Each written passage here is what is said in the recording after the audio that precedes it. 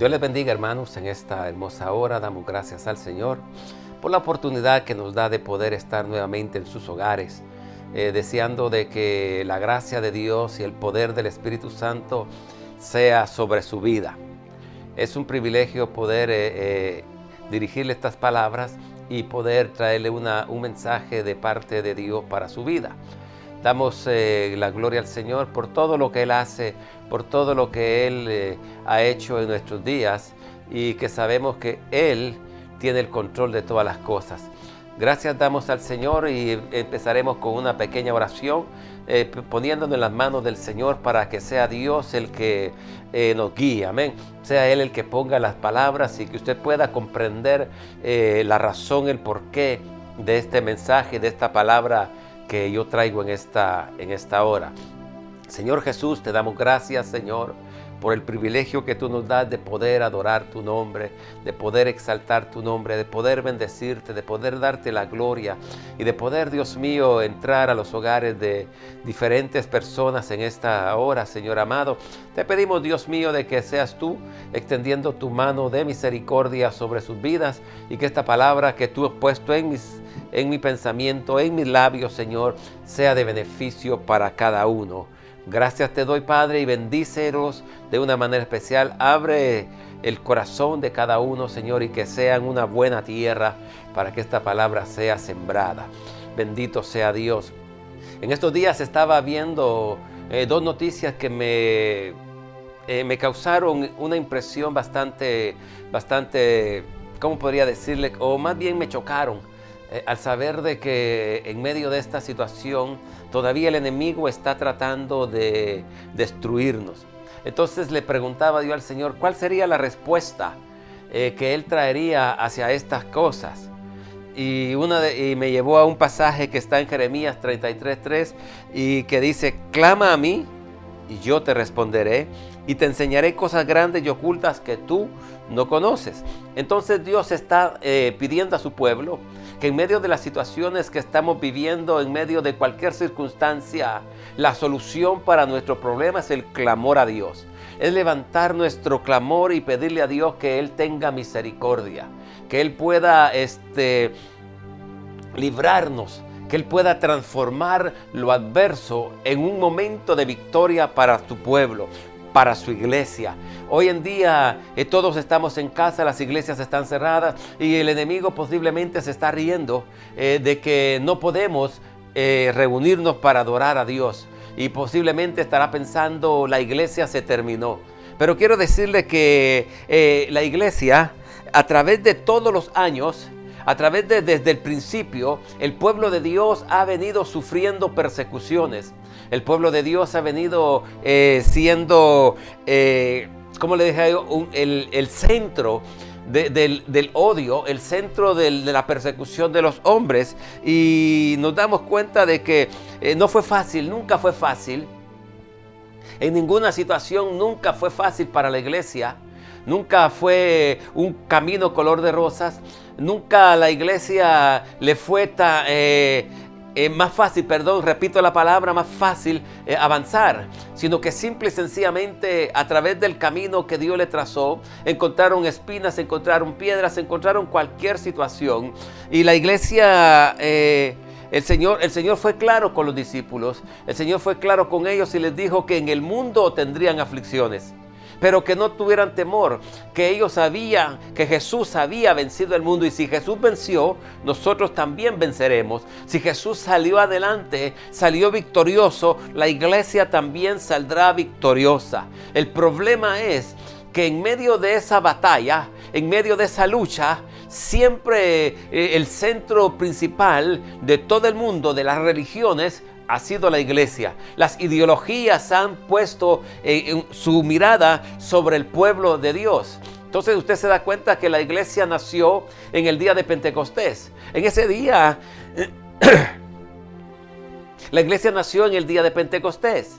En ese día, usted se da cuenta que dice que habían como 120 de los 12 discípulos que Jesús escogió, a los cuales Él les dijo que iban a padecer delante de reyes y que algunos iban a matar. Ellos no tuvieron temor, ellos llegaron al aposento alto y ahí descendió el Espíritu Santo. El Espíritu Santo les dio poder para poder testificar de la gloria de Dios, poder para poder hablar, para poder salir adelante. Y nace la iglesia en 2 mensajes del apóstol Pedro, se multiplica a 8,000 personas. Entonces la iglesia está creciendo y todos tienen que en común. La gente ve a la iglesia, los religiosos de ese tiempo ven a la iglesia como un peligro para su religión, porque la iglesia está ganando muchos adeptos y dentro de los que está ganando la mayoría son judíos, la mayoría son de Jerusalén. Y entonces empieza una persecución hacia la iglesia. Dice la Biblia en el libro de los Hechos que Esteban, un hombre lleno de fe, empezó a hablar con los fariseos, empezó a hablar con los religiosos de ese tiempo, y a causa de su creencia, a causa de confiar en Dios, a causa de depender del Espíritu Santo y saber que el único camino para ir al cielo es Jesús, lo apedrearon. Usted se da cuenta de que apedrean a Esteban y él dice: veo los cielos abiertos y al Hijo del Hombre sentado a la diestra. Entonces empieza una persecución. Dios provocó esa persecución porque les había dicho que fueran a Jerusalén, a Samaria, a Judea y a todos los lugares de la tierra. Pero el pueblo se había quedado estancado. El pueblo se había quedado en Jerusalén tranquilo.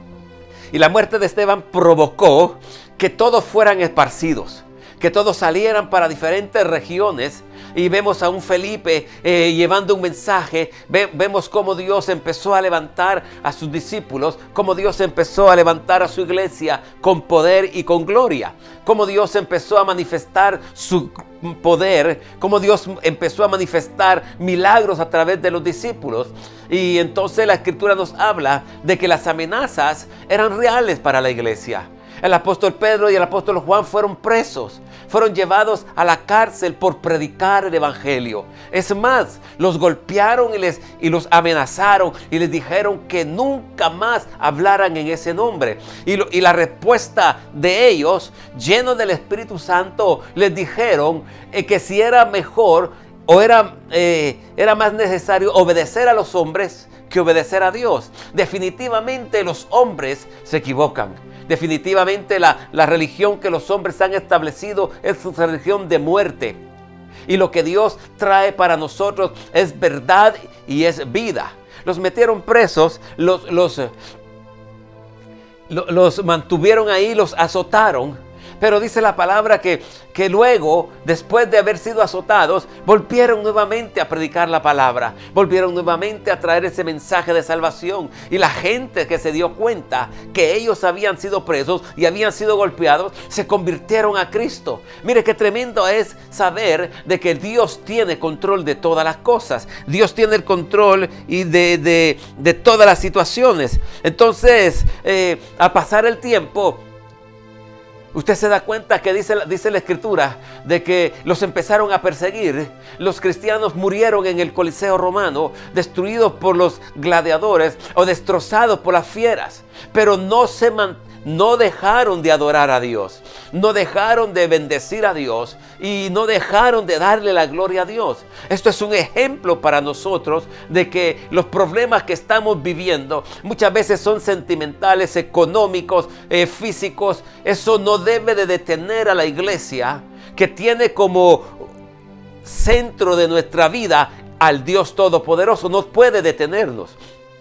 Entonces ellos empezaron a multiplicar y empezaron a ir para todos lados. Y dice la Escritura de que no solamente eso sucedió, sino que los emperadores romanos empezaron a tener odio en contra de la iglesia. Nerón incendió Roma y le echó la culpa a los cristianos.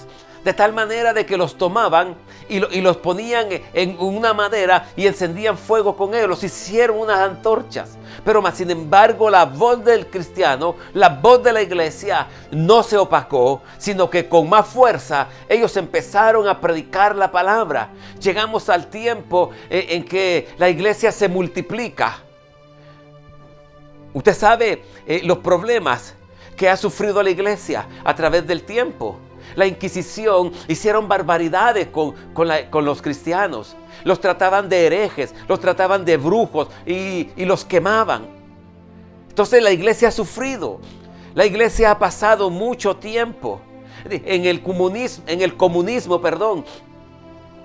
Este grupo de personas empezaron a tratar que la iglesia era como un opio, como una droga que quitaba a los humanos, a los hombres, le quitaba la fuerza para poder luchar.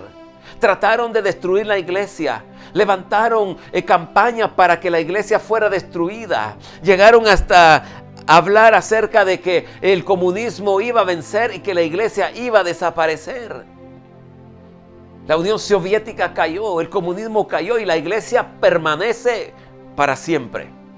Ahora, eso yo le estoy tratando de traer un poco de la historia, de lo que habla la historia a través de lo que la iglesia ha sufrido, a través de lo que la iglesia ha padecido y la iglesia todavía está en pie. Y la iglesia todavía sigue caminando. La iglesia todavía sigue creciendo. La iglesia es una iglesia inconmovible. Es una iglesia que no va a ser destruida. Es una iglesia que Dios la tiene en sus manos y que es su especial tesoro y la cuida de una manera muy, muy especial y de una manera muy poderosa. Ahora, las dos noticias que yo les digo es que en la ONU publicó algo sobre lo que es la libertad de religión y de creencias.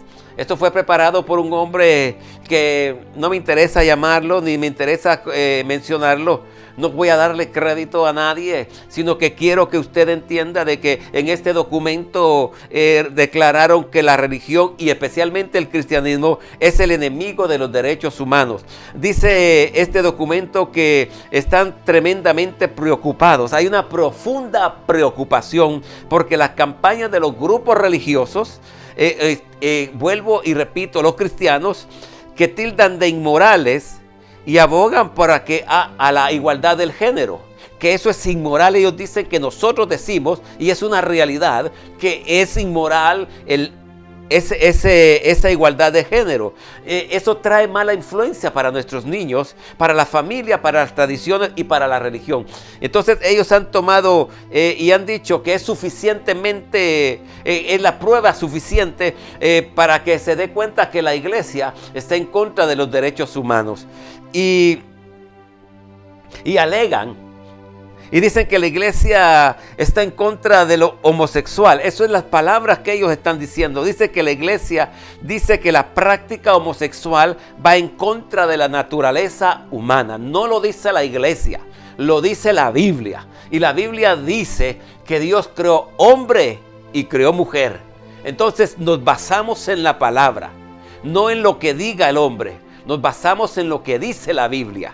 La ONU intenta criminalizar los actos de la iglesia que corresponden al llamado al arrepentimiento, a la moral y a la ética sexual del cristiano. La ONU exige que el Estado sancione las iglesias y obligarlas a creer y a crear condiciones, obligarlas a crear condiciones en las cuales todos los miembros de la sociedad puedan ejercer sus derechos. Estas son unas imposiciones que usted ve. La ONU está tratando de decir de que ellos van a regir lo que es la iglesia, de que ellos van a imponer sus credos para que la iglesia funcione. Nosotros, la iglesia, no funcionamos por credo humano. Nosotros funcionamos por el poder del Espíritu Santo. Así es que estamos viviendo en los días más peligrosos, en los últimos momentos. Esto que está sucediendo es principio de dolores, una voz de alerta para que la iglesia se prepare, para que la iglesia esté atenta de que Cristo pronto viene. No podemos seguir jugando, no podemos seguir ignorando las maquinaciones del diablo. No podemos decir hoy sí y mañana no. Es necesario que nos levantemos, es necesario que vengamos delante de la presencia de Dios a exponer nuestra queja. Y Dios no va a dejar de controlar a la iglesia. Dios no va a dejar de bendecir a su pueblo por unas palabras de un hombre que no sabe ni conoce de Dios.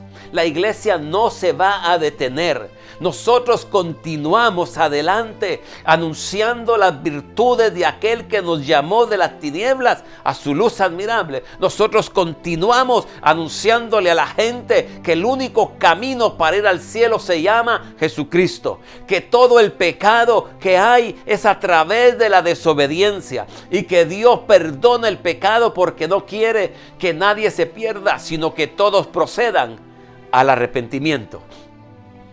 Qué tremendo es saber de que una organización que nació para poder proteger los derechos de la humanidad ahora está en contra de la que verdaderamente está preocupado del destino del ser humano. Está en contra de la iglesia. Está en contra, y cuando hablo de la iglesia estoy hablando de usted y de mí. Está en contra de nosotros. O sea que tenemos que saber de que hay peligro.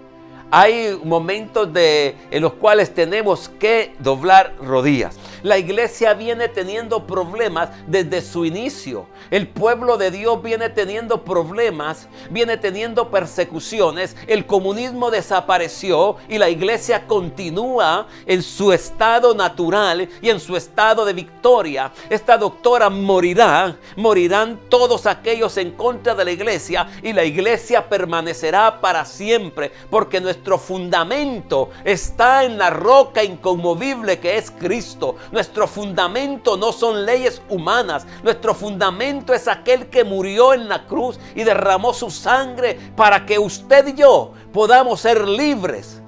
La iglesia siempre va a tener persecución, sea física o sea persecución en palabras, sea no importa en prohibiciones. Y esto, que lo que esta gente está hablando, a mí no me preocupa, porque es necesario que hayan este tipo de persecuciones.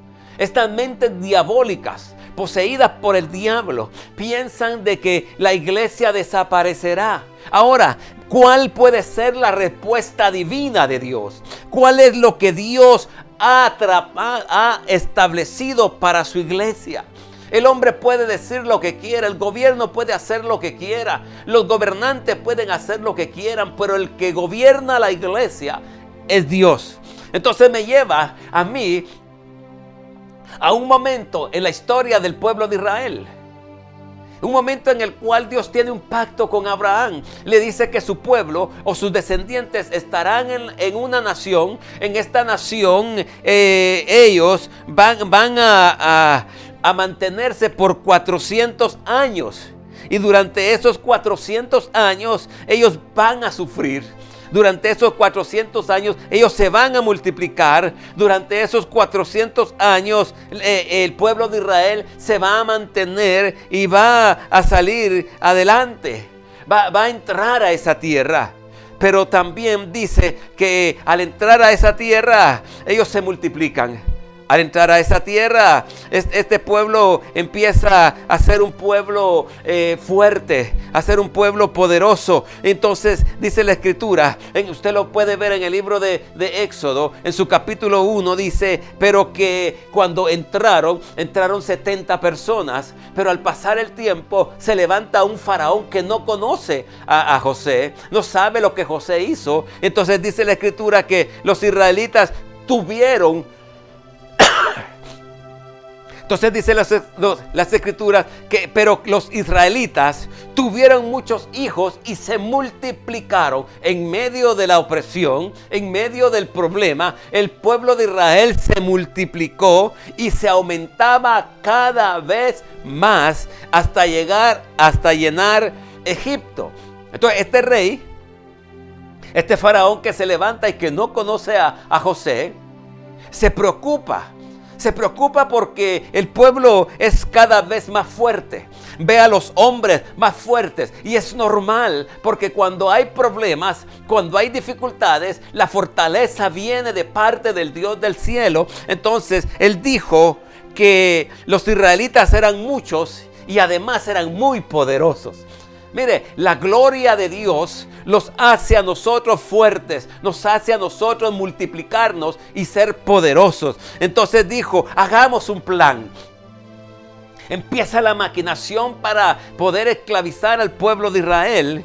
Hagamos un plan para evitar que se multipliquen.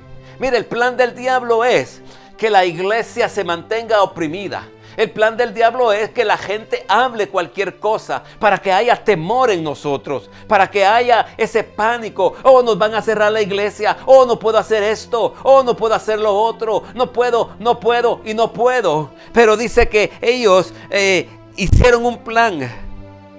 ¿Por qué?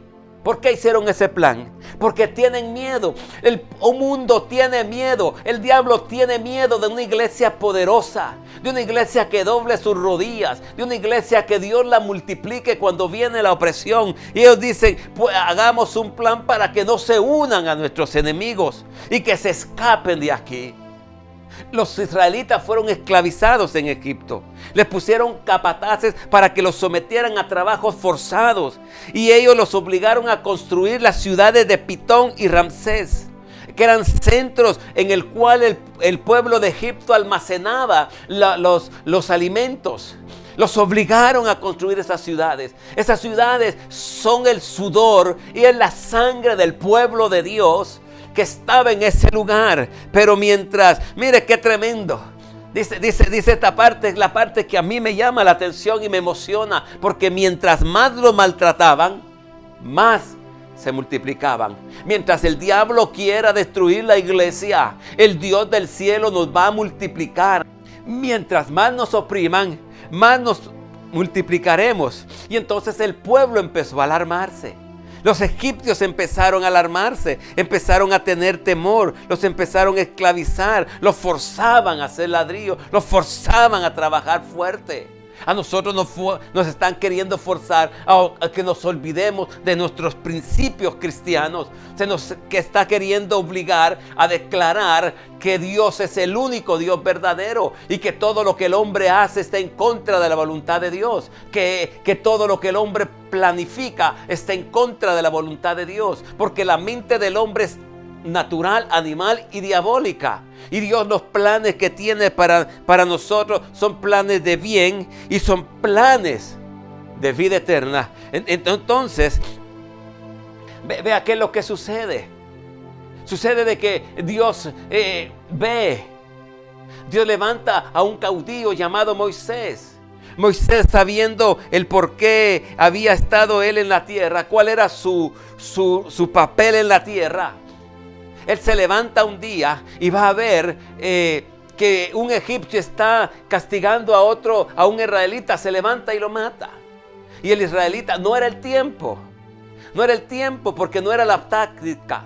No era la forma ni la manera como Dios iba a salvar a su pueblo. Dios le dijo que los iba a sacar con mano fuerte y con mano poderosa, para que el hombre no se jactara de que él había libertado al pueblo de Israel. Entonces Moisés sale huyendo. Pasan muchos años, pasa mucho tiempo. Pasa y dice que durante esos tiempos, que esos años que Moisés vivió fuera de Egipto, se murió este rey.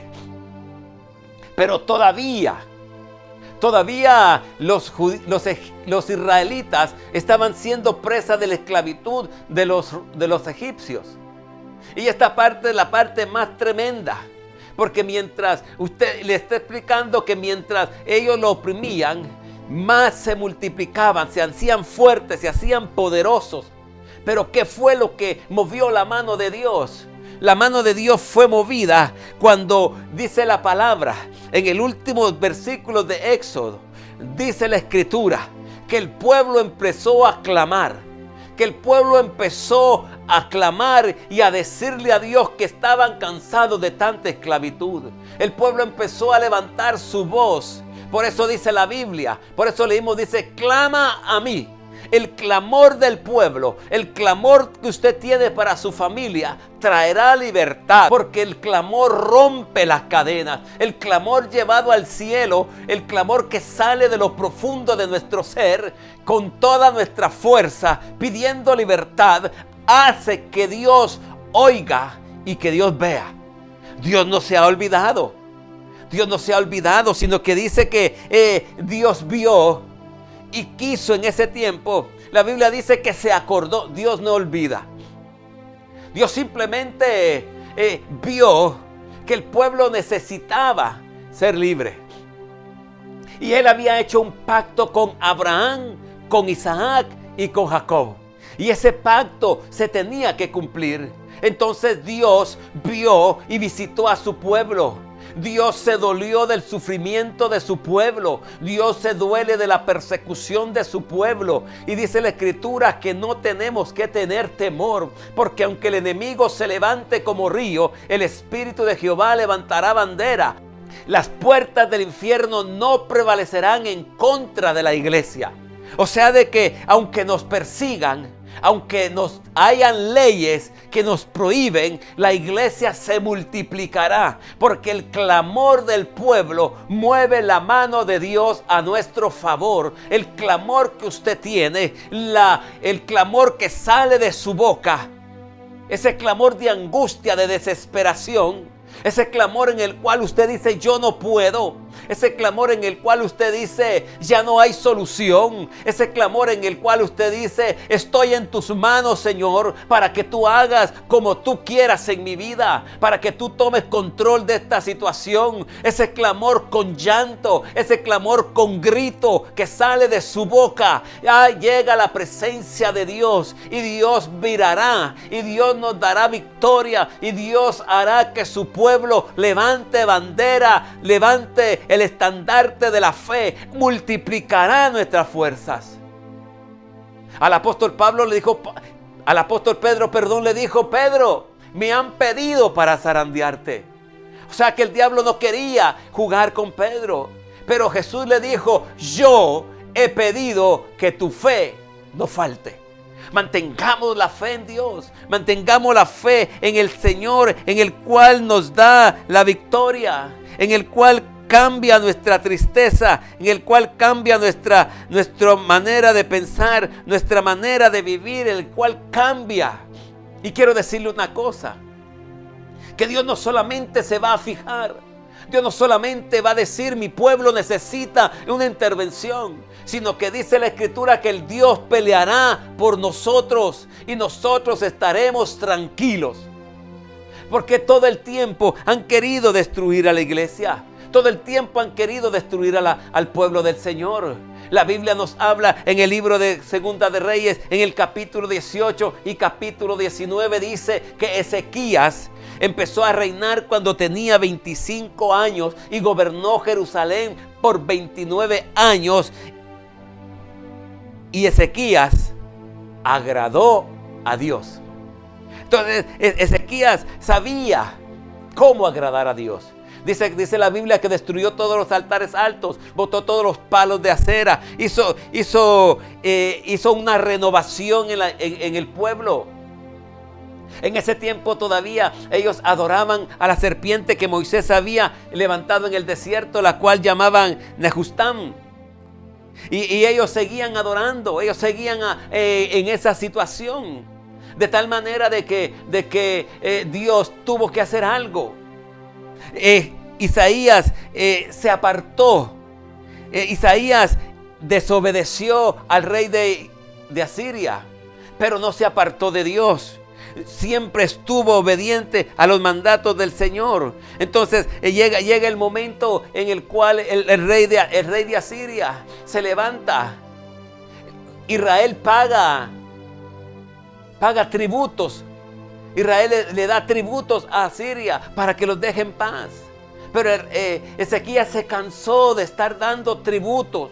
Ezequías se cansó de estarle dando al rey de Asiria lo que le pertenece a Dios.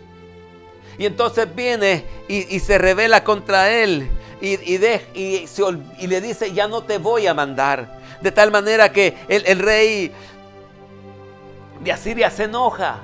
Y cuando el rey de Asiria se enoja, le dice Sennacherib, que era el nombre de ese rey, decide atacar las ciudades fortificadas de Judá. Entonces Ezequías le mandó los mensajeros y le dijo: he cometido un error. Voy a pagar el tributo que me impongas. Voy a pagar lo que tú quieras. Mire, al diablo no tenemos que estar negociando con él. Al enemigo no tenemos que negociar con él, porque tenemos al Dios del cielo. No tenemos que estar negociando si le conviene a él o no le conviene. Es lo que a Dios le conviene. Y entonces dice que tuvo que quitarla. El oro que había puesto en las puertas del templo. Tuvo que sacar algunas cosas del templo. Y el rey de Asiria mandó a 3 de sus mejores comandantes. Y estos empezaron a hablar en contra del rey. Y le empezaron a decir al pueblo que no los engañe Ezequías. Nosotros hemos destruido muchas naciones. Y los dioses de esas naciones no los han librado. Que Ezequías no los engañe. Que no los engañe. ¿Usted cree que nosotros estamos engañando a la gente cuando les decimos que el único que tiene solución para sus problemas es Dios? El único que puede sacar de esta situación en la que se encuentra es Dios. No mi amado hermano ni a mi amado amigo. Es el único que tiene control. El hombre lo que quiere es destruir. El enemigo vino para matar, robar y destruir. Lo que este hombre está viniendo a hacer. Porque les dice que no les diga a Ezequías, que no los engañe. Y les hace una pregunta: ¿en quién están confiando? Yo confío en Dios. ¿Usted en quién confía? ¿En dónde está su fundamento? Cuando la economía se termina, usted confía en su trabajo. Usted confía algunos confían en comprar la lotería. Pero nosotros sabemos que no hay justo desamparado ni su simiente que mendigue pan. Las luchas y las batallas que nosotros estamos teniendo en el reino físico o en el reino espiritual, nosotros seguiremos confiando en el varón de guerra, en el Rey de Reyes y Señor de Señores. Nosotros seguiremos confiando en el Dios Todopoderoso.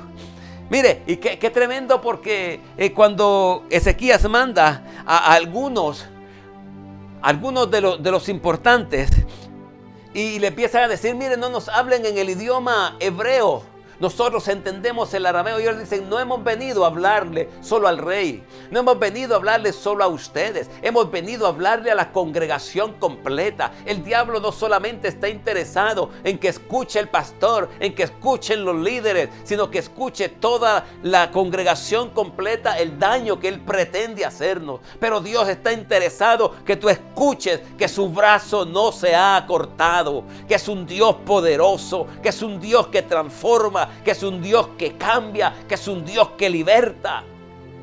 Mi amado hermano, confiemos en Dios. Dios tiene la única respuesta para nuestra situación. Dios tiene la única respuesta para tu situación, para tu problema. Dios tiene la única respuesta. Y entonces le dicen eso a Ezequías.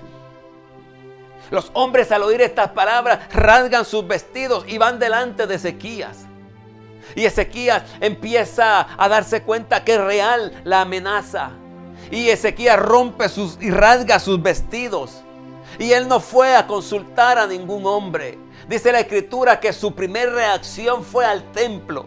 Llegar a la presencia de Dios, doblar sus rodillas, clamar por libertad. No piensen ni crean lo que Ezequías dice, que el Señor los salvará. Yo quiero decirle una cosa: Jesús murió en la cruz del Calvario para salvar su vida. Es si usted lo cree o no lo cree, es usted el que está en juego su vida. Pero yo quiero decirle que la iglesia tiene un solo lema: Cristo viene pronto. Cristo murió por nuestros pecados y la paga del pecado es muerte. Pero Dios no quiere la muerte del impío, sino que todos procedamos al arrepentimiento. La gente de ese pueblo, la gente cuando en el tiempo de Ezequías, se quedó callada. No respondió una palabra, porque el rey les había dado la orden de no responder. El rey les había dado esa orden de que se quedaran callados. el rey Ezequías dice que cuando escuchó eso rasga sus vestidos, se presenta delante del Señor y entonces le llevan el mensaje al profeta Isaías. Mire qué tremendo. Isaías empieza a decirle, Isaías empieza a escuchar las palabras de Ezequías que le dice: este es un día de tristeza, un día de castigo y un día de desgracia, como cuando las mujeres están a punto de dar a luz, pero no tienen suficiente fuerza. Que el Señor haya oído la voz de los jefes que envió el rey de Asiria. Y entonces Isaías le responde y le dice: estas son las palabras. La respuesta de Dios es: el Señor dice. Mire, no Isaías, es la respuesta de Dios. Es la misma que la respuesta que nos trae a nosotros en esta tarde. La respuesta de Dios dice: no tengas miedo a las palabras que has oído, los insultos que dijeron contra mí los siervos del rey de Asiria. Mira, yo mismo voy a colocar un espíritu en él. Oirá un informe y se volverá a su país. Y ahí mismo, en su propio país, haré que lo hieran de muerte. Mire qué bueno es el Señor. Los que se levantan contra nosotros no serán prosperados. Los que se levantan en contra de la iglesia morirán, pero la iglesia permanecerá en la roca que es Cristo. Los que se levantan y traen palabras en contra de la iglesia no van a vencer. Ellos morirán. Hay algo que me llama la atención y algo que me recuerdo en estos momentos. ¿Usted se acuerda del presidente Hugo Chávez? Él dijo: maldigo a Israel desde mi alma y desde lo profundo de mis entrañas. El hombre murió de cáncer en las entrañas. Con Dios no se juega. Con Dios, al pueblo de Dios no se le maldice. Al pueblo de Dios se le bendice. Y nosotros bendecimos a aquellos que nos maldicen. Reconocer que Dios está sentado en su trono y que desde ahí gobierna las naciones de la tierra. Y le dice: presta atención y escucha. Abre tus ojos y mira. Oye las palabras de Sennacherib, que envió a insultar al Dios vivo. Ahora te suplico, oh Señor, Dios nuestro, sálvanos de caer en las manos de este rey, para que todos los reinos de la tierra sepan que tú, Señor, eres el Dios verdadero. Es que no es contra la iglesia que están hablando. Yo quiero que usted entienda que no es contra la iglesia. Porque cuando Goliat desafió al pueblo de Israel, él pidió a un hombre del pueblo de Israel y David se presenta y le dice: has desafiado a Jehová de los ejércitos. No fue en contra de la iglesia, porque el que te quiere hacer daño es como que le estuviera haciendo daño a Dios. Y Dios no se queda sin cuidar a la niña de sus ojos. Dios no se queda sin cuidar a su pueblo. Dios nos va a cuidar. Dios nos va a dar lo mejor que tiene. Entonces, mire, ahora Dios le dice a Ezequías: este año comerás de lo que crece por sí solo en el campo. El segundo año lo que crece ahí, y hasta el tercer año sembrarás y cosecharás viñedo. ¿Qué es lo que está diciendo la palabra? Estamos nosotros hoy y queremos entender esta escritura, que el enemigo se ha levantado. Estamos sitiados, pero el primer año, cuando salgamos de la iglesia, cuando salgamos de la casa, y entremos nuevamente al edificio donde se reúne la iglesia, al lugar donde se adora y se bendice a Dios, tendremos sorpresas, porque en este año habrá una cosecha grande. El segundo año habrá una cosecha poderosa, porque el Dios del cielo lo ha hablado. Va a llegar gente de que usted no sabe, gente que usted no conoce, que Dios ha estado tratando en estos meses de exilio, por así decirlo, en estos meses de cuarentena, ha estado tratando. La iglesia se levantará. Aunque nos están oprimiendo, nos multiplicaremos y seremos numerosos para la gloria de Dios. Porque el hombre se equivoca. El diablo se equivoca. Se le ha olvidado que el Dios grande y el Dios poderoso es el Dios de Israel. Es el que está sentado en su trono, aquel que desde ahí gobierna todos los confines de la tierra. Le dice, mira, no temas, porque no va a llegar a la ciudad, ni siquiera va a tirar una flecha, porque oirá rumores. Y estos rumores empezó a oírlos, porque dice que Sísara, el rey de Etiopía, se levantó en contra de ellos y él tuvo que regresarse. Y es más, le dijo, y él tendrá que regresar a su lugar. Y esto será porque yo he levantado rumores. Después de que Dios le mandó un mensaje a Ezequías de que estuviera tranquilo, de que estuviera quieto. Un mensaje a Sennacherib de que iba a regresar a su tierra e iba a morir. Esa misma noche, ese mismo día, no pasó al otro día, sino que ese mismo día, Dios quiere que entendamos que este mismo día Dios hará maravillas en nuestra casa. A usted que está enfermo, quiero decirle que este mismo día el ángel de Jehová visitará su casa y llevará salud para su vida, llevará salud, libertad para su casa. Este mismo día Dios hará maravillas. Habrá multiplicación de pan, habrá multiplicación de salud, habrá multiplicación de poder y autoridad. Este mismo día, dice la Escritura, que en la noche el Señor envió un ángel. Y este ángel salió con espada desenvainada. Y en una noche mató 185,000. En una noche mató 185,000 soldados que habían en el campamento de Asiria. Y cuando la gente se levantó, se dio cuenta de que no es que el hombre pelee, no es por la fuerza del caballo, no es por la fuerza del hombre, sino es con el nombre de Jehová de los ejércitos. Dios no necesita a nadie para pelear. Dios no necesita enfrentarse con nadie. Con la espada de su boca matará al impío. Dios tiene un plan para nuestra vida. Así que al escuchar Sennacherib esto, dice la Escritura que regresó a Nínive y permaneció allí. Y un día, mientras él estaba en el templo de su Dios, adorándolo, ese mismo día se levantaron contra él sus 2 hijos y lo mataron. Y nunca más llegó a Jerusalén. Nunca más volvió a estar el pueblo en peligro.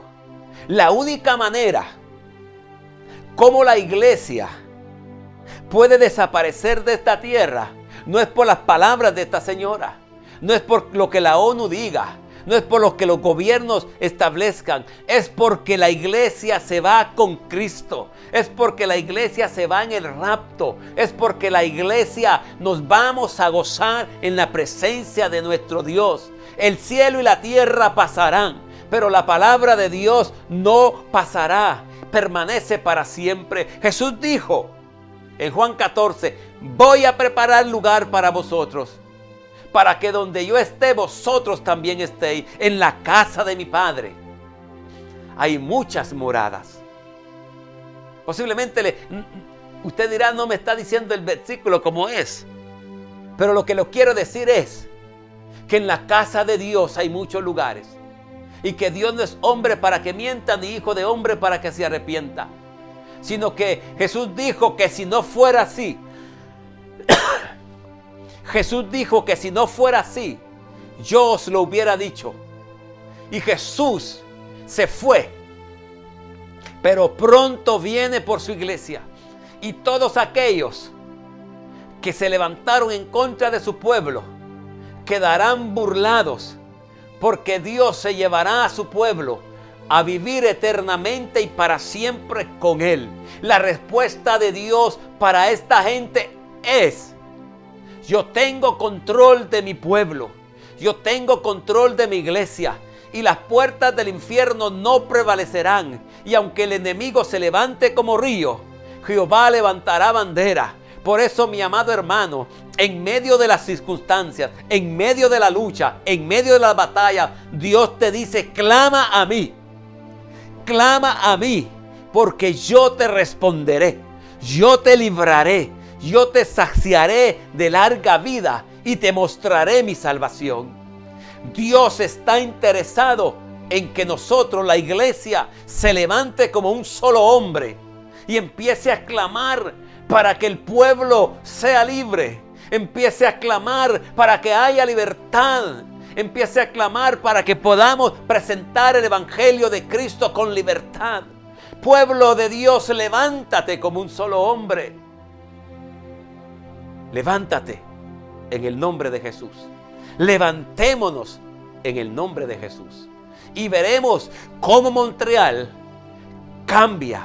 Veremos cómo la gente cambia. Dios de tal manera amó al mundo que envió a su Hijo unigénito para que todo aquel que en Él crea no se pierda, mas tenga vida eterna. No importa el idioma que tú hables. No importa el idioma que la gente hable. Dios es el mismo Dios de amor. Dios quiere que el hombre proceda a arrepentimiento. Y la iglesia sigue adelante. La iglesia es una iglesia poderosa, que mientras más nos opriman, más creceremos. Por la única razón que nosotros seremos poderosos y creceremos es porque el clamor tuyo y el clamor mío llegará al cielo.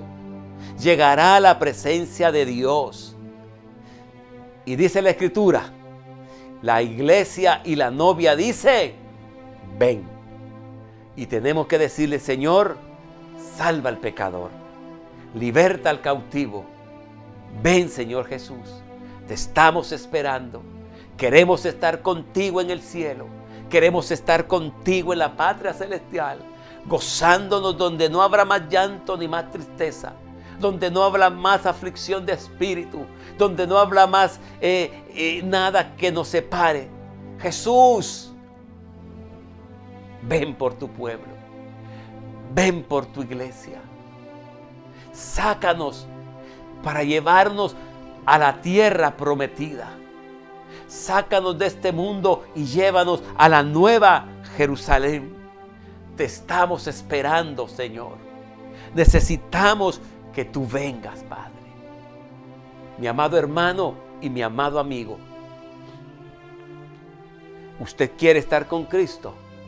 Hermano que me escucha, el que persevera hasta el fin será salvo. Amigo que me escucha, el único camino para llegar al cielo se llama Jesús.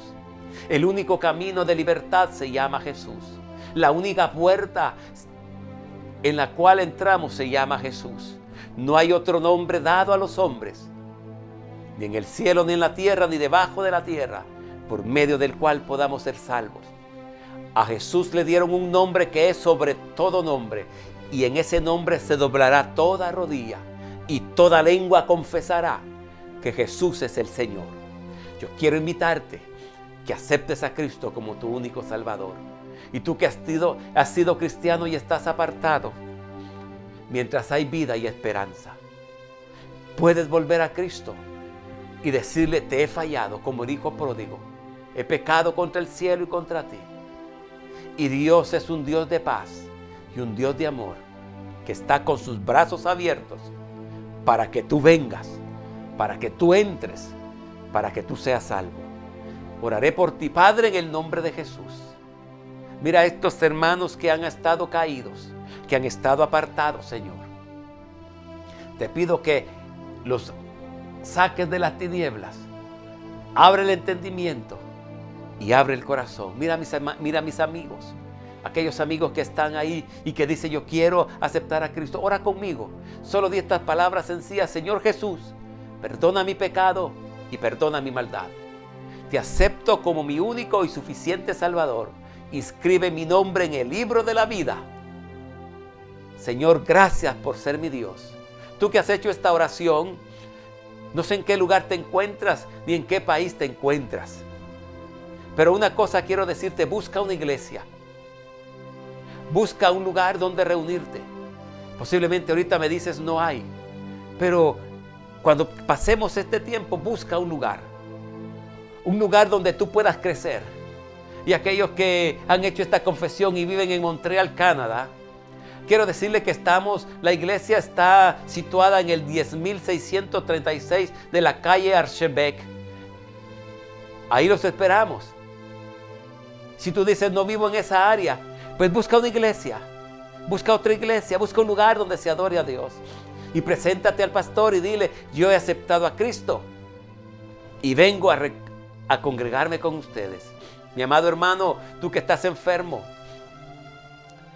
extiende tu mano y juntos clamemos a Dios. Padre, en el nombre de Jesús, yo oro, Padre, por cada uno de aquellos que estén enfermos, de aquellos, Señor amado, que están padeciendo del COVID-19. Señor eterno, yo, Padre, a través de tu palabra, envía el fuego purificador. Padre, destruye ese virus, Señor. Hay algunos que están enfermos de cáncer, algunos están enfermos de diferentes clases, Señor amado. Yo te pido, Padre, de que entres a su cuerpo. Enviamos una palabra de salud, neutralizamos toda causa y todo efecto en el nombre de Jesús. Y todo cáncer es neutralizado, Padre. Todo tumor se va, todo dolor en los huesos se va. Padre, yo declaro, Padre, huesos nuevos, Señor amado. Yo declaro, Padre, tumores destruidos, Señor, desaparecen tumores. Cáncer desaparece, Señor, en el nombre de Jesús. Yo declaro vida, la vida de Cristo. Señor, muchas gracias. En el nombre de Jesús, te damos a ti la gloria y te damos a ti la honra. Mi amado hermano y amigo, Dios te bendiga. Y tenemos una cita muy pronto. Dios te bendiga y Dios te guarde.